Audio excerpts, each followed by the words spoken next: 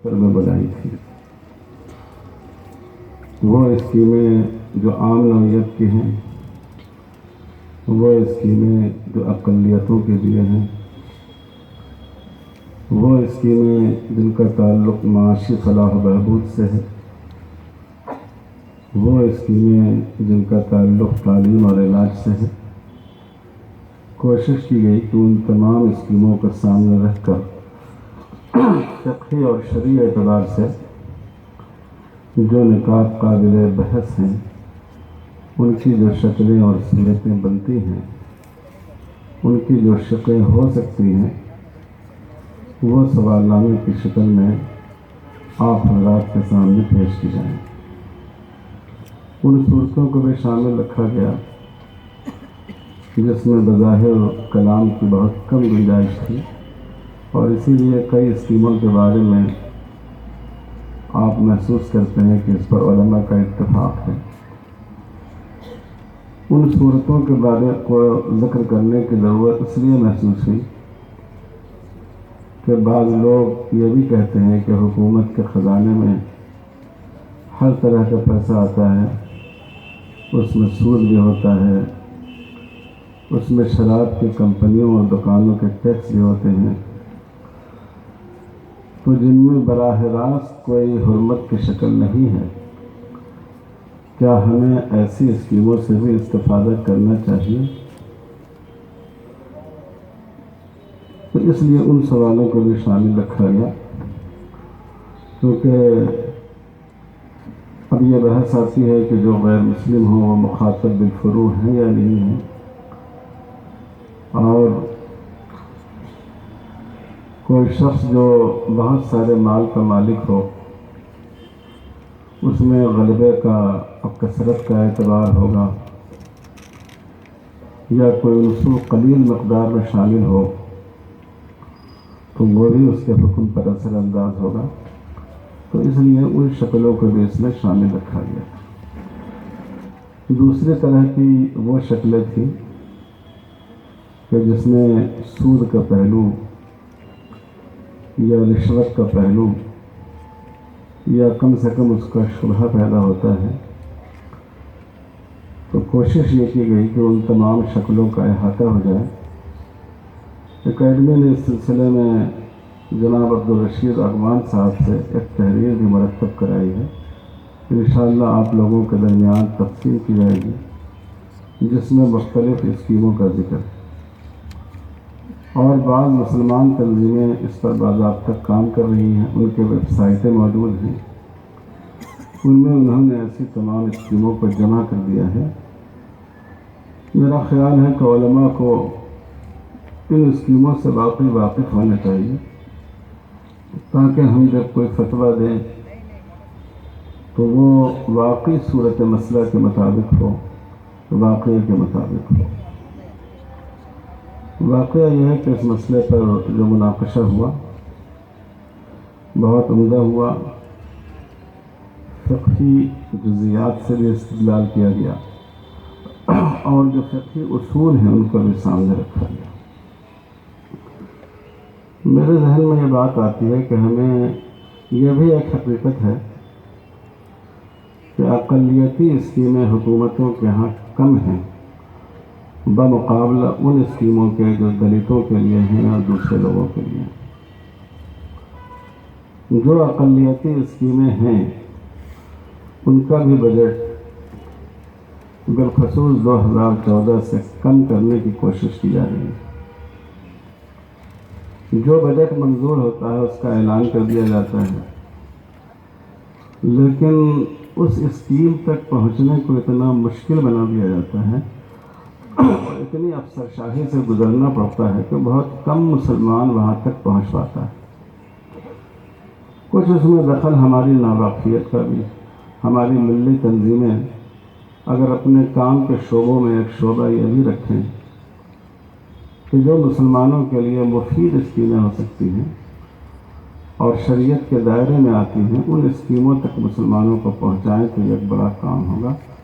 اور ہمارا خیال ہے کہ ہم لوگوں کو تجویز میں اس کو بھی پیش کرنا چاہیے کہ مختلف ملی تنظیمیں اپنے یہاں مسلمانوں کو جائز شرعی اسکیموں تک ان کی رسائی کو آسان بنانے کے لیے کوئی شعبہ قائم کریں۔ جہاں تک نفس مسئلہ کی بات ہے، مجھے یہ خیال ہوتا ہے کہ ہمیں دو باتیں ضرور پیش نظر رکھنی چاہیے۔ ایک یہ کہ ایک شکل یہ ہے کہ آپ خود نظام بنائیں، سسٹم بنانا آپ کے ہاتھ میں ہو، وہاں یقیناً ہمیں ایک مکمل آئیڈیل معیاری شرعی نظام بنانا چاہیے اور پوری قوت کے ساتھ اس پر جمنا اور لوگوں کو جمانا چاہیے۔ دوسری شکل یہ ہے کہ آپ بنے بنائے نظام کا حصہ بننے پر مجبور ہیں۔ آپ خود کوئی سسٹم نہیں بنا سکتے، بلکہ جو سسٹم بنا ہوا ہے آپ اس سے وابستگی رکھنے پر مجبور ہیں۔ ہمیں ان دونوں حالتوں کا فرق پیش نظر رکھنا چاہیے۔ فقہا نے ہمارے دارالاسلام اور دارالکفر کے احکام میں جو فرق کیا ہے، شاید اس کی بنیاد یہی ہے کہ دارالاسلام میں مسلمان خود اپنے نظام حیات کا قالب بناتا ہے، اور دارالکفر میں وہ بنے بنائے نظام کا حصہ بننے پر مجبور ہوتا ہے۔ جیسا کہ حضور صلی اللہ علیہ وسلم نے فرمایا، اطیعوا ما استطعتم، جس قدر ہو سکے تم کو بہرحال اللہ اور رسول کے احکام پر قائم رہنا چاہیے۔ تو یہ دراصل جو دارالکفر میں بسنے والے مسلمان ہیں، ان کے لیے یہ ایک ضرورت بن جاتی ہے، اور اسی لیے ہمارے سلف صالحین نے اور بالخصوص ہمارے ماضی قریب کے اکابر علماء کے فتاوی میں اس کی جھلک ہمیں محسوس ہوتی ہے۔ دوسرے قابل ذکر بات وہ ہے جس کی طرف اشارہ کیا ہمارے ایک دوست نے۔ شریعت کے احکام میں دونوں باتوں کو اہمیت حاصل ہے، مقاصد کو بھی اور اشکال کو بھی۔ عقد کی شکل کیا ہوتی ہے، عقد کا مقصد کیا ہے۔ یہ تو ٹھیک ہے کہ احکام کی بنیاد حکمت و مصلحت پر نہیں ہوتی ہے بلکہ علتوں پر ہوتی ہے، لیکن بہت سی جگہ ایسا ہوتا ہے زیادہ تر شکل پر حکم کی بنیاد رکھی جاتی ہے، لیکن کبھی شکل کے مقابلے میں مقصد کو ترجیح دی جاتی ہے۔ یہ جو ہمارے ہاں اصول فقہ میں ایک اصل ہے استحسان، اور استحسان کی ایک قسم ہے استحسان بالمصلحہ، استحسان بالضرورہ۔ اگر آپ غور فرمائیں تو وہاں علت کو وقتی طور پر نظر انداز کر کے شریعت کے مقاصد اور مصالح کو ترجیح دی جاتی ہے۔ تو یہ دونوں باتیں بنیادی ہیں۔ اب مثال کے طور پر یہ انٹرسٹ کی بات آتی ہے۔ اصل میں ہمارے یہاں جو بینکنگ قانون ہے، بینکنگ نظام ہے، اس کی بنیاد ہی اس پر ہے کہ بینک کو انٹرسٹ لینا ہے اور بینک کو انٹرسٹ دینا ہے۔ اپنے مقروضوں سے انٹرسٹ لینا ہے اور اپنے کسٹمر کو انٹرسٹ دینا ہے، اور ان کے ہاں حلال و حرام کا کوئی تصور نہیں۔ تو اس لیے اگر کوئی رقم وہ سروس چارج کے طور پر بھی لیتے ہوں، اتنی کم رقم وہ لیتے ہوں جو عام طور پر کہیں حکومت یا بینک کے شرح سود میں اتنی کم رقم قبول نہیں کی جاتی ہو، اور جس اسکیم کا مقصد لوگوں کو روزگار سے لگانا ہو، بے مکان لوگوں کو مکان فراہم کرنا ہو، تعلیم کی سہولت پیدا کرنا ہو، اس کو بھی وہ انٹرسٹ کا نام دیتے ہیں۔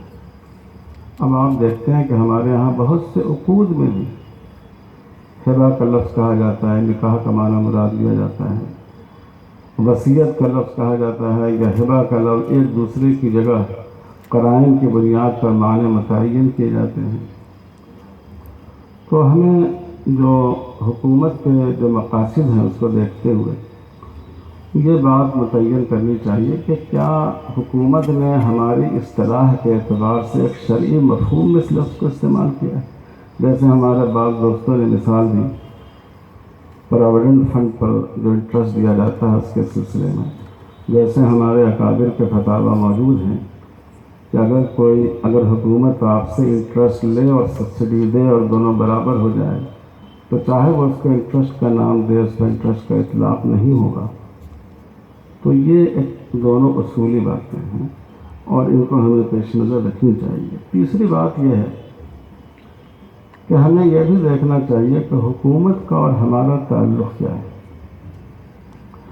جب ہم حکومت سے کوئی چیز لیتے ہیں یا حکومت ہمیں کوئی چیز دیتی ہے تو ایسا نہیں ہے کہ ہم مکمل طور پر ایک فریق ہیں اور حکومت مکمل طور پر دوسری فریق ہے۔ ہم ایک فریق ہیں اور حکومت ایک ایسی فریق ہے جس میں ہماری شرکت ہے۔ اگر آپ ایک بوتل پانی بھی لیتے ہیں تو آپ حکومت کو ٹیکس ادا کرتے ہیں۔ ہمارے برادران وطن جتنا ٹیکس ادا کرتے ہیں اتنا ہی ٹیکس آپ بھی ادا کرتے ہیں۔ آپ اعداد و شمار دیکھیں جو اقلیتی اسکیمیں ہیں، افسوس کی بات ہے کہ سکھ اور عیسائی جن کی آبادی کا تناسب بہت کم ہے، ان کے استفادہ کا تناسب بڑھ جاتا ہے، مسلمانوں کے استفادہ کا تناسب کم ہوتا ہے۔ تو ہمیں کچھ اصولی باتوں کو ان 2-3 نکات کی طرف ہم نے آپ کو متوجہ کرنے کی کوشش کی کہ ہم اس بات کو بھی پیش نظر رکھیں کہ حکومت سے جو ہمارا معاملہ ہے وہ 2 افراد کے معاملے کی طرح نہیں ہے، بلکہ ہم ایک فریق ہیں اور حکومت ایک ایسی فریق ہے جس کا جز ہم بھی ہیں۔ ہمارا بھی اس کے خزانے میں حصہ ہے، ہماری قوم کا بھی اس کے خزانے میں حصہ ہے۔ ایسا نہ ہو کہ ہم ایسا راستہ اختیار کریں کہ جو کھلا ہوا سود ہو اس کی اجازت دے دیں، اور ایسا بھی نہ ہو کہ جو حقیقت میں سود نہ ہو لیکن اس کو انٹرسٹ کا نام دے دیا گیا ہو اور ان لوگوں نے نام دیا ہو جن کے ہاں انٹرسٹ، سود، فائدہ، نفع اس میں کوئی فرق نہیں ہوتا ہے، تو ہم صرف اس تعبیر کی بنیاد پر کوئی حکم لگا دیں۔ یہ 2-3 بنیادی باتیں ذہن میں آئیں۔ والسلام علیکم ورحمۃ اللہ وبرکاتہ۔